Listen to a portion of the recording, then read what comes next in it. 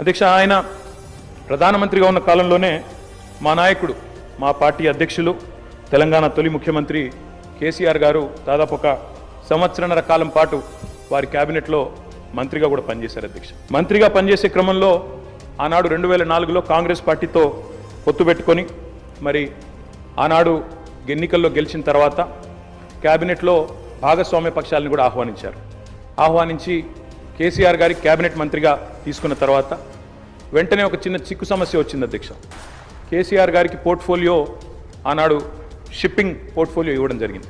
ఇస్తే వెంటనే డిఎంకే వాళ్ళు ప్రధాన భాగస్వామ్య పక్షం యూపీఏలో వాళ్ళు వెంటనే అభ్యంతరం లేవనెత్తినారు. మీరు మాకు కమిట్మెంట్ ఇచ్చారు, మాకు ప్రామిస్ ఇచ్చారు, మీరు వెంటనే మరి వారికి ఎట్లా ఇస్తారో అని అభ్యంతరం పెడితే కేసీఆర్ గారు ఒక్క క్షణం కూడా సంకోచించకుండా వెంటనే మన్మోహన్ సింగ్ గారి దగ్గరికి వెళ్ళి, డాక్టర్ గారు, నేను వచ్చింది పదవుల కోసమో పోర్ట్ఫోలియోల కోసమో కాదు,